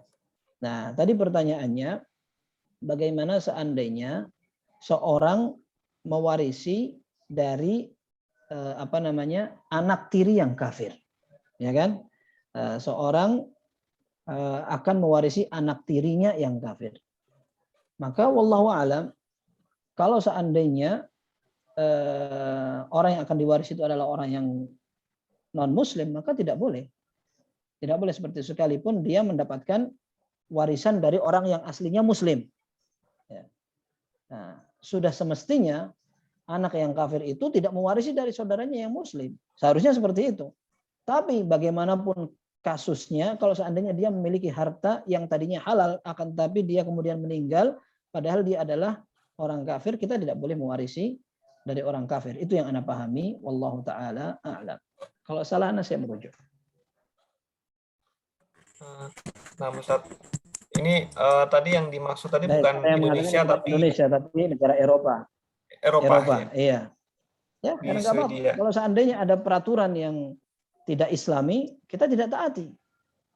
Kalau seandainya tidak Islami, kita tidak taati. Seperti orang tinggal di Amerika. Orang tinggal di Amerika, kemudian mereka melarang untuk berjilbab. Maka kita tetap harus berjilbab. Kecuali kalau kita dipaksa. Ini biar membuka juga wawasan orang-orang Islam di negara dan tanah air. Ya, banyak yang silau dengan negara barat. Mereka itu adil sekalipun tidak Islam, tapi mereka menerapkan hak asasi manusia, kita dihormati. Kata siapa? Ya, kezaliman banyak sekali. Terutama negara-negara besar yang seperti Prancis gitu itu. Kawan-kawan kita di sana mengatakan itu adalah negara yang zalim, banyak kezalimannya di negara-negara kafir. Ya, ini menjadi pelajaran aja agar orang Islam jangan terlalu silau dengan negara kafir. Seperti itu. Bagaimanapun juga kemajuan yang ada di negara kafir tidak lebih baik dari apa yang ada di negara Islam. Wallahu a'lam. Baik, Ustadz. Alhamdulillah. Sesi tanya jawab mungkin kita cukupkan dulu. Bila masih ada pertanyaan yang belum tersampaikan, semoga insya Allah dapat disampaikan kembali di kajian berikutnya gitu ya. Untuk selanjutnya mohon Ustadz berkenan seperti biasa menyampaikan nasihat singkat untuk kajian malam ini kepada para thalabul ilmu. Baik, sebagai penutup ada nasihat yang disampaikan oleh Imam Al-Ajurri rahimahullah dalam kitab beliau Akhlaqul Ulama. Beliau mengatakan bahwa Allah Subhanahu wa taala menciptakan manusia lebih istimewa daripada makhluk-makhluk lainnya. Lalu Allah Subhanahu wa taala mengistimewakan sebagian mereka dengan hidayah. Lalu di antara mereka yang mendapatkan hidayah, Allah masih memilih lagi sebagian orang untuk mendapatkan kesempatan belajar agama, untuk mendalami Islam ini. Dan Allah Subhanahu wa taala menyatakan yu'til hikmata man yasha. Allah Subhanahu wa taala memberikan hikmah kepada siapa yang Dia kehendaki. Para ulama ahli tafsir di antaranya Ibnu Abbas mengatakan yang dikatakan hikmah adalah ilmu dan fikih, pemahaman terhadap agama. Maka betul kata Allah Subhanahu wa taala, orang yang diberikan hikmah, memahami agama adalah orang yang sudah mendapatkan hal yang sangat indah dan paling baik yang dia dapatkan. Imam Malik rahimahullah mengomentari ini, beliau katakan terkadang ada orang yang paham terhadap urusan dunia. Hebat sekali dia, pengalamannya terlihat. Akan tetapi ada orang yang tidak pintar-pintar banget seperti dia, tapi dia tahu agama. Dan dia paham terhadap ibadahnya. Kita lihat kata Imam Malik rahimahullah, orang ini diberikan kelebihan oleh Allah dan kelebihan ini tidak dikasihkan kepada semua orang. Maka dengan kita belajar, kita harap kita betul-betul termasuk orang-orang pilihan Allah Subhanahu wa taala. Dan sebagaimana kita sampaikan, Allah tidak butuh kepada ketaatan kita. Islam juga tidak dirugikan dengan tidak taatnya kita. Akan tapi kita yang butuh kepada ilmu agama.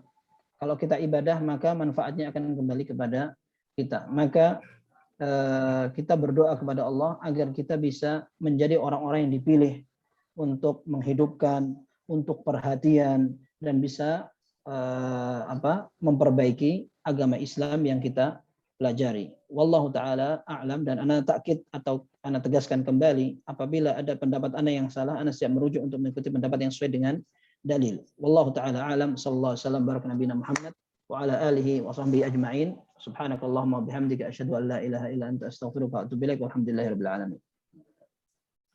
Alhamdulillah, jazakallahu khairan Ustadz atas nasihat yang telah diberikan. Semoga Allah Subhanahu wa taala memberikan keberkahan kepada Ustadz dan keluarga. Amin. Tak lupa kami ucapkan ahlan wa sahlan kepada jamaah yang baru bergabung di serial kajian WR Muslim untuk malam ini. Untuk penanya terpilih malam ini sudah ada di chat. Terpilih hari ini ada 2, yaitu ada Umi M. Sita Zumala dan Akhi Widi Nugroho. Mohon bisa untuk japri ke Akhi Junaidi. Nomor teleponnya ada di chat untuk bisa share alamat rumah guna pengiriman buku dari panitia. Ya, untuk semoga kajian kita malam ini dengan izin Allah dapat menguatkan iman dan membantu kita tetap bersemangat istiqomah di jalan Allah berdasarkan Al-Quran dan As-Sunnah, serta menjadikan usaha kita di dunia ini berbuah pahala dan ampunannya. Saatnya saya Oni dan seluruh panitia yang bertugas, kami pamit undur diri. Kami mohon maaf bila mana terdapat kekurangan. Kita tutup dengan doa kafaratul majelis. Subhanallahumma wa bihamdika asyhadu an la ilaha illa anta astaghfiruka wa atubu ilaik. Assalamualaikum warahmatullahi wabarakatuh. Waalaikumsalam warahmatullahi wabarakatuh. Waalaikumsalam warahmatullahi wabarakatuh. Jazakallah khair Ustaz atas pencerahannya.